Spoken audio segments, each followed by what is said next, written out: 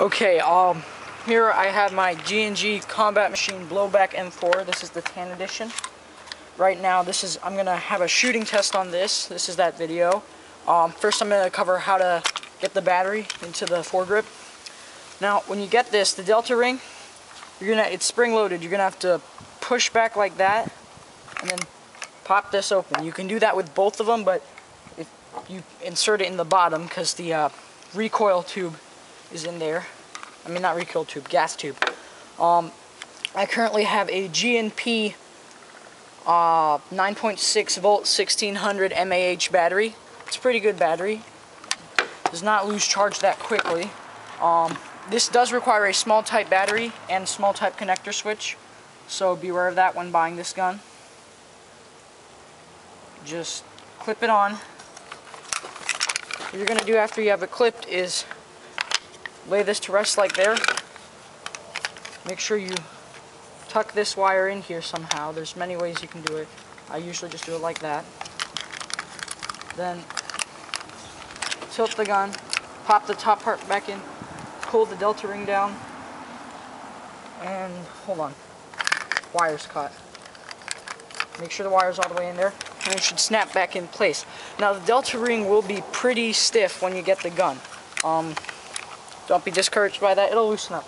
Here I have the magazine it came with. I did a separate review on this. Very nice magazine. I have this loaded up with 0.2 gram BBs. Now what I've done, I do not recommend doing under any circumstances. I'm using Crossman BBs. I would not recommend that. I'm only doing this because I don't have any more high-end brand BBs left, and I want to save up a bit more to make a larger order so I can get free shipping, which Airsoft GI offers with no coupon code, which is pretty darn cool. Load that in. Make sure you wind the magazine up. Here you have this standard M4 butterfly contraption. That's the blowback action right there. Selector switch makes a nice click. And let's see this.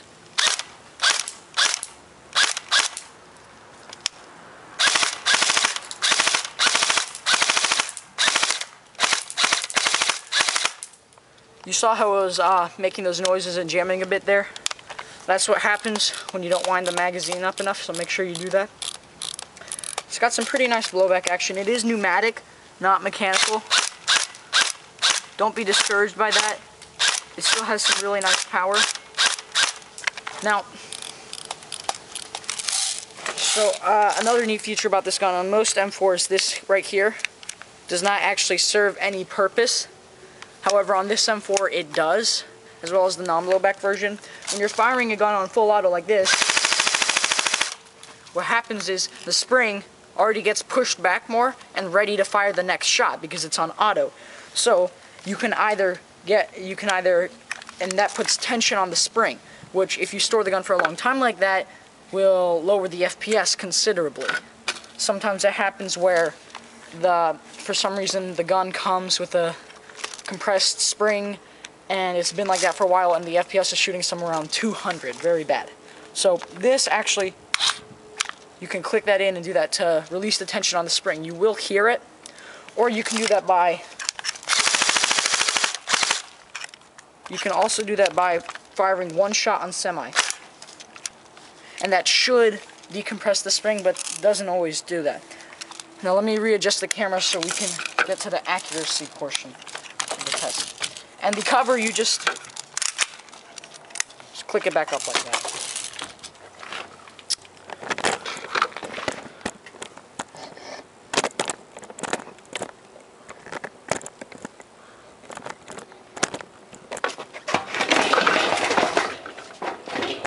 Hold on.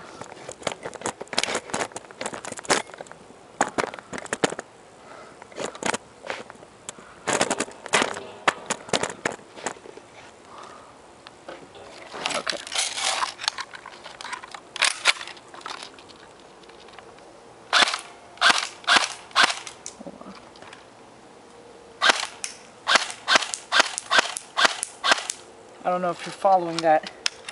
I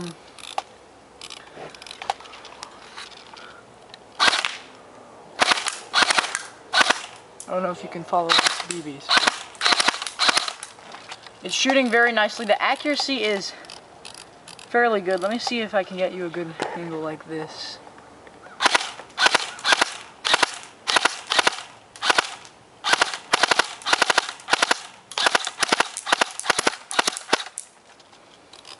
Sometimes it double fires if you don't wind it up enough, but this magazine has never jammed on me. Let's see if I can get that from the top.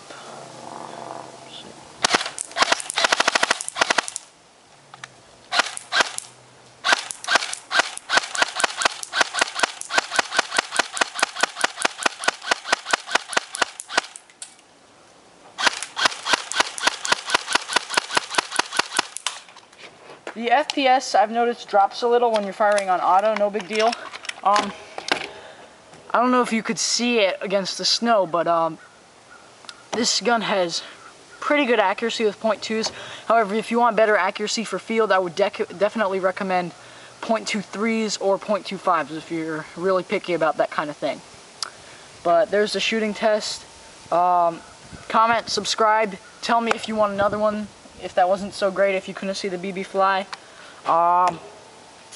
Next time I upload a shooting test, it's going to be with the Airsoft GI Custom G98 sniper rifle, which I don't know if you can see. There's a little green thing, a little green dot right there. That's this child swing, way over what I estimate to be about 300 feet, and I could hit that from here with my G98, but that will be seen in the G98 shooting test. So comment, subscribe, and rate my videos. Thanks, guys.